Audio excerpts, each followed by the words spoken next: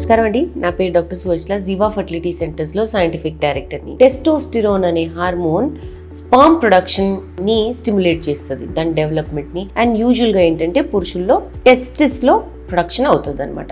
ఈ టెస్టిస్ లో ప్రొడ్యూస్ అయ్యే హార్మోన్ టెస్టోస్టిరోన్ పురుషుల్లో స్పర్మ్ ప్రొడక్షనే కాకుండా మసిల్ బిల్డింగ్ కి, బోన్ మాస్ బిల్డింగ్ కి చాలా ముఖ్యమైన హార్మోన్.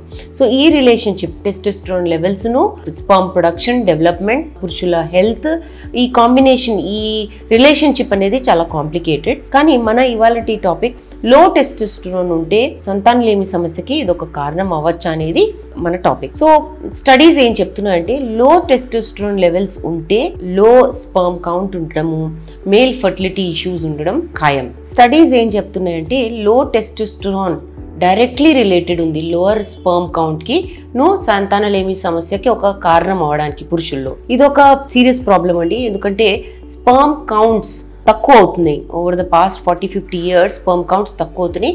అండ్ లో టెస్టోస్టిరోన్ లెవెల్స్ తప్పకుండా వివిధ ప్రాబ్లమ్స్కి ఒక కారణం. అంటే రెడ్యూస్ సెక్స్ డ్రైవ్స్ ఉండడం, ఎరెక్టైల్ డిస్ఫంక్షన్ ఉండడము, ఇవన్నీ ఏంటంటే లో టెస్టోస్టిరోన్ లెవెల్స్ ఉంటే కూడా అవుతాయి అన్నమాట. సో ఒక సింపుల్ సొల్యూషన్ ఎలా ఉంటుంది?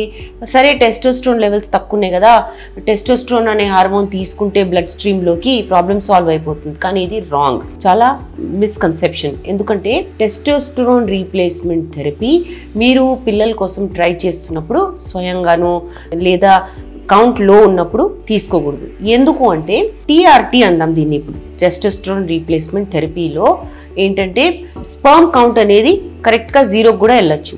ఇది ఎందుకంటే ఇది విచిత్రంగా ఉండొచ్చు, బట్ యాక్చువల్లీ ఏంటంటే ఇది ఒక సింపుల్ ఫీడ్బ్యాక్ లూప్. అన్ని హార్మోన్స్ ఏంటంటే ఒక ఫీడ్బ్యాక్ మెకానిజం మీద పనిచేస్తాయి. ఎలా అనేది ఎక్స్ప్లెయిన్ చేస్తాను. ఫీడ్బ్యాక్ మెకానిజం ఏంటంటే ఒక సర్కిల్, ఒక లూప్. ఏంటి? ప్రొడ్యూస్ అయ్యే హార్మోనే ఒక ఫీడ్బ్యాక్ ఇస్తుంది అనమాట. ఎక్కడి నుంచి అయితే ప్రొడ్యూస్ అవుతుందో అక్కడ మళ్ళీ ఫీడ్బ్యాక్ ఇస్తుంది, లెవెల్స్ బాగున్నాయి, స్టాప్ ప్రొడక్షన్ అని. So most hormones feedback mechanism మీద పనిచేస్తాయి అండ్ నెగటివ్ ఫీడ్బ్యాక్ లూప్ మీద పనిచేస్తాయి. నెగటివ్ ఫీడ్బ్యాక్ లూప్ అనేది హార్మోన్ లెవెల్ కాన్సన్ట్రేషన్ ని ఒక నారో రేంజ్, ఎంత అవసరమో, ఈ ప్రొడక్షన్ ఎంత ఉండాలో, బాడీలో బ్యాలెన్స్ మెయింటైన్ అవ్వాలంటే ఎంత ఉండాలో అనేది ఈ నెగటివ్ ఫీడ్బ్యాక్ మెకానిజం మెయింటైన్ చేస్తుంది. సో పురుషుల్లో టెస్టోస్టిరోన్ ప్రొడక్షన్ కూడా అలానే ఒక నెగటివ్ ఫీడ్బ్యాక్ మెకానిజం మీద పనిచేస్తుంది. బ్రెయిన్ ఒక హార్మోన్ GnRH అని ప్రొడ్యూస్ చేస్తుంది, గొనాడోట్రోఫిన్ రిలీజింగ్ హార్మోన్. దీని ఫంక్షన్ ఏంటంటే రిప్రొడక్టివ్ ఆర్గన్స్, పురుషుల్లో టెస్టిస్ మీద దీని ప్రభావం చూపిస్తుంది. GnRH టెస్టిస్ కి ఒక సిగ్నల్ పంపిస్తుంది టెస్టోస్టిరోన్ అనే హార్మోన్ ప్రొడ్యూస్ చేయని. ఇది చాలా ముఖ్యమైన హార్మోన్, మనం దీని గురించి మాట్లాడుకున్నాం. సో ఈ లెవెల్స్ బ్లడ్ స్ట్రీమ్ లో టెస్టిస్ ప్రొడ్యూస్ చేసిన తర్వాత కరెక్ట్ ఉన్నప్పుడు బ్రెయిన్ కి మళ్ళీ ఒక సిగ్నల్ వెళ్తుంది, లెవెల్స్ బాగున్నాయి, GnRH ప్రొడక్షన్ తగ్గించు. సో ఈ లెవెల్స్ ఎంత కావాలో అంతకన్నా తక్కువ అవుతుంటే GnRH ప్రొడక్షన్ స్టార్ట్ అవుతుంది, మళ్ళీ టెస్టిస్ నుంచి టెస్టోస్టిరోన్ రిలీజ్ అవుతుంది అనమాట. ఇది ఒక సింపుల్ ఫీడ్బ్యాక్ లూప్. దీనివల్ల బాడీలో హెల్దీ లెవెల్స్ మెయింటైన్ అవుతాయి అండ్ దీనివల్ల స్పర్మ్ ప్రొడక్షన్ కూడా బాగుంటుంది. కానీ టీఆర్టీలో, టెస్టోస్టిరోన్ రీప్లేస్మెంట్ థెరపీలో టెస్టోస్టిరోన్ బ్లడ్లోకి ఇంట్రడ్యూస్ చేస్తారు. ఇంజెక్షన్స్ ద్వారా, ప్యాచెస్, జెల్స్, వివిధ మార్గాల నుంచి బ్లడ్లోకి టెస్టోస్టిరోన్ లెవెల్ ఇంక్రీజ్ చేస్తారు. సో ఈ హై టెస్టోస్టిరోన్ లెవెల్స్ వల్ల బ్రెయిన్కి సిగ్నల్ వెళ్తుంది GnRH ప్రొడక్షన్ ఆపేయమని. ఈ GnRH లేకపోతే టెస్టిస్కి సిగ్నల్ ఉండదు, అందుకని టెస్టోస్టిరోన్ లెవెల్స్ ప్రొడక్షన్ అవ్వదు టెస్టిస్ నుంచి. దీనివల్ల స్పర్మ్ ప్రొడక్షన్ కూడా అవ్వదు. సో అందుకని చూసారా, ఈ రీప్లేస్మెంట్ థెరపీ చేసినప్పుడు ఈ టెస్టోస్టిరోన్ అనేది బయట నుంచి తీసుకుంటున్నప్పుడు తప్పకుండా టెస్టోస్టిరోన్ లెవెల్స్ పడిపోవడము, దానివల్ల స్పర్మ్ ప్రొడక్షన్ కూడా పడిపోవడం అనేది చూస్తాము. సో స్పర్మ్ ప్రొడక్షన్ అనేది టెస్టోస్టిరోన్ మీదనే ఆధారపడి ఉంటుంది, టెస్టిస్ నుంచే రిలీజ్ అవ్వాలి. కాబట్టి ఇది ఖచ్చితంగా మెయింటైన్ అవ్వగలగాలి. న్యాచురల్గా టెస్టోస్టిరోన్ లెవెల్స్ని ఎలా ఇంక్రీజ్ చేసుకోవచ్చు? మీరు కనుక స్మోకింగ్ చేస్తుంటే ఖచ్చితంగా దీన్ని మానేయాలి. స్టడీస్ కూడా చెప్తున్నాయి స్మోకర్స్లో ఏంటంటే ఈ హార్మోన్స్, వివిధ హార్మోన్స్ కూడా, కానీ ఈ టెస్టోస్టిరోన్ లెవెల్ చాలా లో ఉంటుంది.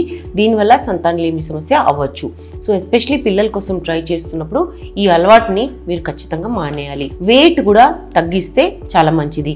మళ్ళీ స్టడీస్ ఏమంటున్నాయంటే వెయిట్ ఎక్కువ ఉన్నప్పుడు, ఒబీస్ మెన్ అంటే వెయిట్ చాలా ఎక్కువ ఉన్న వాళ్ళలో ఈ 30% ఛాన్సెస్ ఉంటాయి లోవర్ టెస్టోస్టిరోన్ లెవెల్స్ ఉండడానికి compared to normal weight men. So ఈ వెయిట్ ఎక్కువ అయ్యే కొద్దీ, ఇంకా మార్బిడ్లీ ఓవర్ వెయిట్ ఉన్నారనుకోండి, చాలా ఎక్కువ వెయిట్ ఉన్నారనుకోండి, 70% ఛాన్సెస్ ఉంటాయి టెస్టోస్టెరాన్ డెఫిషియన్సీ ఉండడానికి, దీనివల్ల ఈ పురుషుల్లో స్పర్మ్ కౌంట్ క్వాలిటీ కూడా దెబ్బతింటుంది అనమాట. సో ఒక మంచి ఆప్షన్ ఏంటంటే, సపోజ్ మీకు లో టెస్టోస్టెరాన్ లెవెల్స్ ఉన్నాయని తేలిందనుకోండి, అలాంటప్పుడు నిరాశ పడకుండా, ఎందుకంటే ఇది లో ఉంటే మళ్ళీ మీరు ఎప్పుడు తండ్రి కాలేరని కాదు, కాకపోతే దీన్ని మీరు మెయింటైన్ చేయగలగాలి. ఏంటంటే వెయిట్ మెయింటైన్ చేసి, డయట్ మెయింటైన్ చేసి, స్మోకింగ్ ఉంటే స్మోకింగ్ మానేస్తే టెస్టోస్టెరాన్ ప్రొడక్షన్ ఇంప్రూవ్ అయ్యి స్పర్మ్ క్వాలిటీ అనేది ఇంప్రూవ్ అవుతుంది. లైఫ్ స్టైల్ చేంజెస్ లేదా ఫర్టిలిటీ సప్లిమెంట్స్ తీసుకుంటే తప్పకుండా ఇంప్రూవ్మెంట్ ఉంటుంది స్పర్మ్ క్వాలిటీలో. సంతానలేమి సమస్యతో బాధపడుతున్నప్పుడు, ఇది ఒక కారణం ఉన్నప్పుడు మీ చేతుల్లో ఏ విషయాలు ఉన్నాయని చూసుకొని వాటిని సర్దుకుంటే తప్పకుండా ఇంప్రూవ్మెంట్ ఉండొచ్చు. దీని గురించి ఇంకా వివరాల కోసం తప్పకుండా జీవా ఫర్టిలిటీ సెంటర్స్కి వచ్చేయండి. Thank you. చాలా థ్యాంక్స్ అండి మా వీడియోస్ చూస్తున్నందుకు. మరిన్ని ఇలాంటి ఇంట్రెస్టింగ్ వీడియోస్ కోసం మా ఛానల్ని తప్పకుండా సబ్స్క్రైబ్ చేయండి. Thank you.